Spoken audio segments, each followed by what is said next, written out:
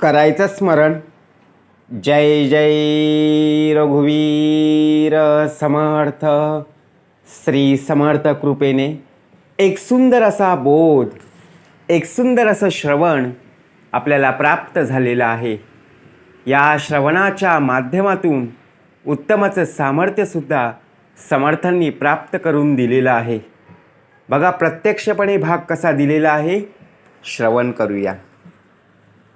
आयुष्यामध्ये, जीवनामध्ये ज्याप्रमाणे आपले मित्रमैत्रिणी असतात, ज्याप्रमाणे आपले नातेवाईक असतात, ज्याप्रमाणे आपल्या घरातील सदस्य असतात, परंतु आपलं वाईट करणाऱ्या माणसावर एक दिवस ही वेळ येतच असते. कारण आपण सर्वांशी चांगलं वागण्याचा प्रयत्न करत असतो. आपण सर्वांशी बोलण्याचा चांगला प्रयत्न करत असतो. आपला चांगला स्वभाव, आपलं चांगलं बोलणं कितीतरी लोकांना खटकत असतं. आपल्या आयुष्यात ज्यावेळी वाईट घडतं ना, त्यावेळी लोक हसायला असतात. परंतु ज्यावेळी आपल्या आयुष्यामध्ये काहीतरी नवीन घडत असतं ना, त्यावेळी लोकांच्या पोटात दुखायला लागतं. आपले शेजारी पाजारी असू दे, आपले नातेवाईक असू दे. बहुतेक वेळा जर पाहायला गेलो तर आपलं ज्यावेळी चांगलं होतं त्यावेळी लोक बघा प्रत्यक्षपणे नावं ठेवत असतात. आपण सकाळी उठल्यापासून ते रात्री झोपेपर्यंत आपल्या मनाविरुद्ध कधी बघा प्रत्यक्षपणे एखादी घटना जर घडली तर संपूर्ण राग आपण घरच्यांवर काढत असतो. परंतु जर चांगली गोष्ट घडली ना, तर घरामध्ये सुद्धा आनंद होतच असतो. भाग कसा दिलेला आहे, आयुष्यात एकदा तरी आपण एकटेपण टिकवायला हवं. ज्यावेळी एकटेपणाची जाणीव होईल ना, त्यावेळी आयुष्याची किंमत कळेल आणि आपली आपल्याशी ओळख नक्कीच होईल. आपण स्वतःला विसरतो, लोक आपल्याला नावं ठेवतात, तरी सुद्धा आपण त्यांच्यावर विश्वास ठेवत असतो. आता विचार करा, आपल्या आई वडिलांनी आतापर्यंत केलेली मदत, आतापर्यंत केलेले संपूर्णपणे कष्ट, मेहनत आणि त्या कष्टाचा, त्या मेहनतीचा संपूर्णपणे पैसा आपण वापर केला, त्या पैशाचा वापर आपण केला. परंतु जर चांगली गोष्ट आपण घेऊन दिली तर नक्कीच आई वडिलांना आनंद प्राप्त होईल. परंतु तो सारा पैसा जर आपण वाईट गोष्टीमध्ये यूज केला, वाईट गोष्टीमध्ये त्याचा वापर केला, तर एवढ्या दिवसाची मेहनत, एवढ्या दिवसाचं संपूर्णपणे कष्ट वाया गेलेले दिसतील.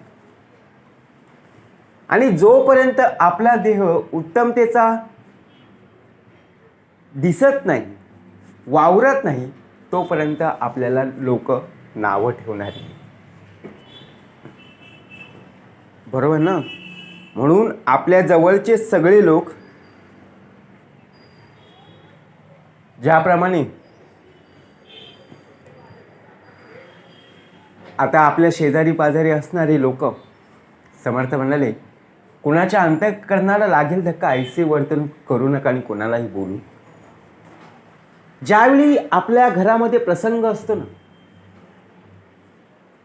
एखादा कार्यक्रम असेल, कार्यक्रम असला,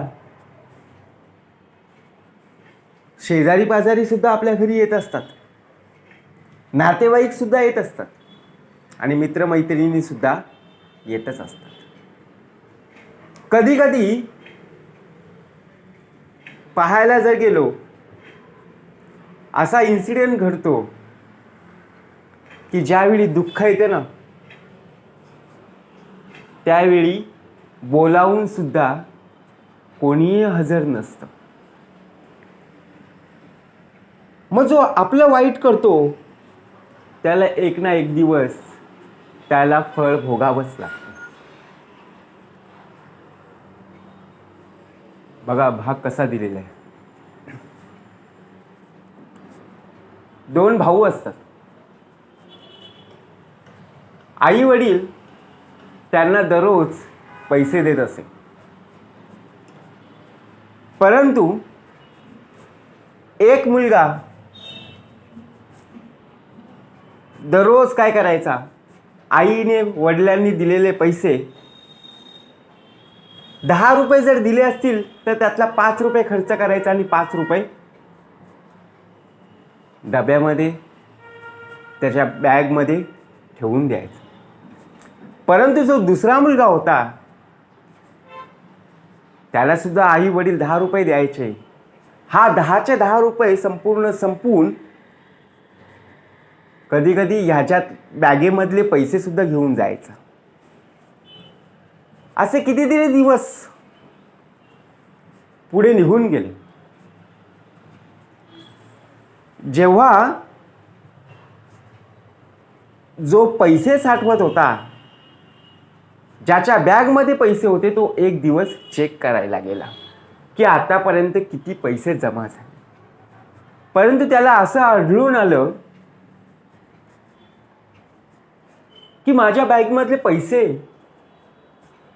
दररोज 5 रुपये मी जमा जरी केले तरी 150 रुपये माझ्या बॅगमध्ये असले पाहिजे, परंतु माझ्या बॅगमध्ये फक्त 80 रुपये होते.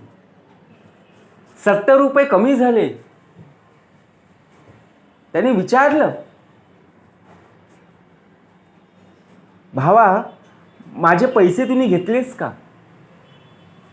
तो नाही म्हणाला. त्याने आई वडिलांना ती हकीकत, ती झालेली घटना सांगितली. आई वडील म्हणाले, अरे बॅगमध्ये ठेवले असशील ना, कुठेतरी पडले असतील. परंतु ज्यावेळी तो आजारी पडला आणि आजारी पडला त्यावेळी त्याच्याच भावाने ते 70 रुपये घेऊन तो औषध दवा आणण्यासाठी मेडिकलमध्ये गेला.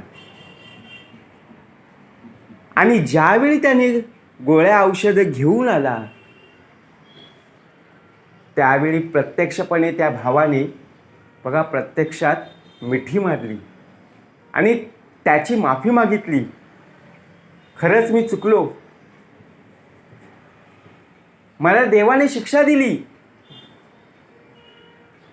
आणि तू मागचा पुढचा विचार न करता तुझ्या बॅगेतले पैसे संपूर्णपणे संपून माझ्यासाठी गोळ्या औषधं आणलीस. म्हणजे विचार करा, देव कधी शिक्षा करत नाहीये. देव दिनाचा दयाळू, मनाचा मवाळू, स्नेहाळू, कृपाळू, जगी दाच पाळू आहे. परंतु आपण आपल्या कर्मानेच पूर्णपणे माती खात असतो. मग जो आपलं वाईट करतो त्याला एक ना एक दिवस शिक्षा मिळतेच.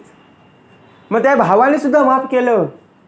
भावाला माहीत होतं की भावानेच माझे पैसे घेतले, परंतु बोलणार कसं? शेवटी रक्ताचीच नाती ना. जर बोललो तर वाद होतील. परंतु त्याला त्याची शिक्षा, त्याला त्याची जाणीव मिळाली की नाही. म्हणून काट्याने काटा काढावा, परंतु कळोचीने द्यावा. कसा भाग दिलेला आहे, बरोबर ना? म्हणून समर्थाने उत्तमाचा भाग दिलेला आहे. आपल्या आयुष्यात चांगलं पण घडतं, वाईट सुद्धा घडतं.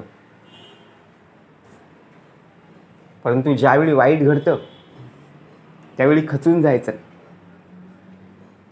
जगण्यासाठी संघर्ष नसतोच. आपण जगायचं कसं याचा विचार करत बसतो. जगणं आणि मरणं आपल्या हातात नाहीये. पाप पुण्य बघा, जोपर्यंत शिल्लक आहे तोपर्यंत आपण या पृथ्वी तलावर आहोत. परंतु जगायचं असेल तर त्यासाठी आत्मविश्वास असणं खूप गरजेचं आहे.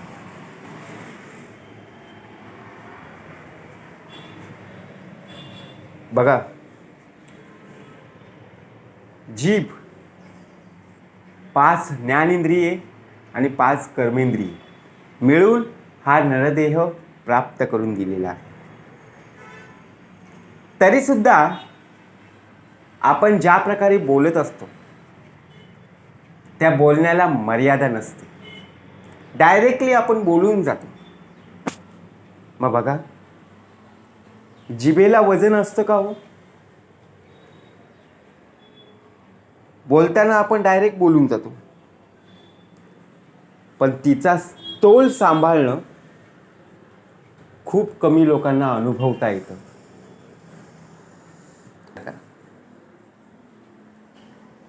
आपण प्रवास करत आहोत. भाग कसा दिलेला आहे बघा. डोळ्याची पापणी जर पाहायला गेलो, किलोभर वजन आहे का हो? अहो, ग्रॅममध्ये सुद्धा मोजता येणार नाही एवढं त्याचा संपूर्णपणे त्या पापण्यांचा आपल्याला भाव, त्याची किंमत काय आहे ते समजून दाखवली.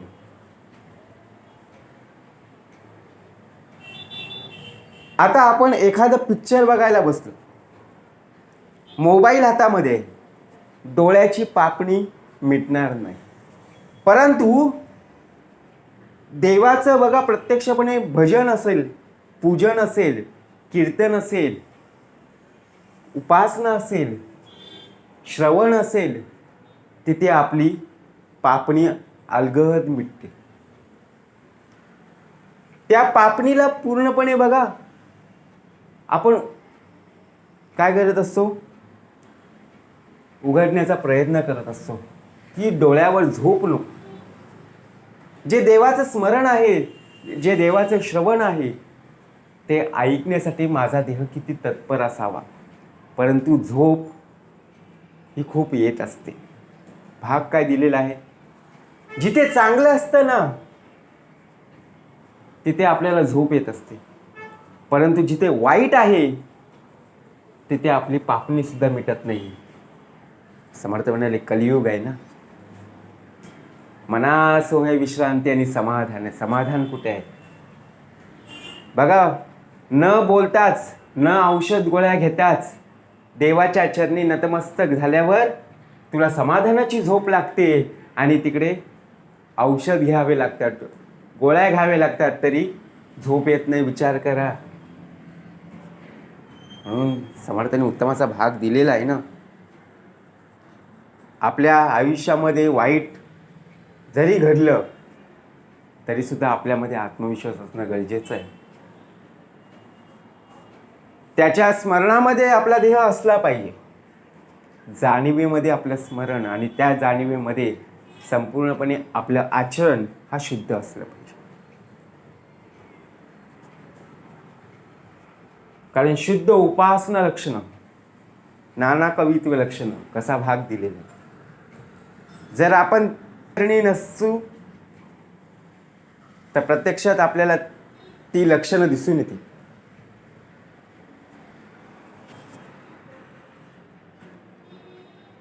म्हणून कुणाचंही वाईट करायला जायचं नाही,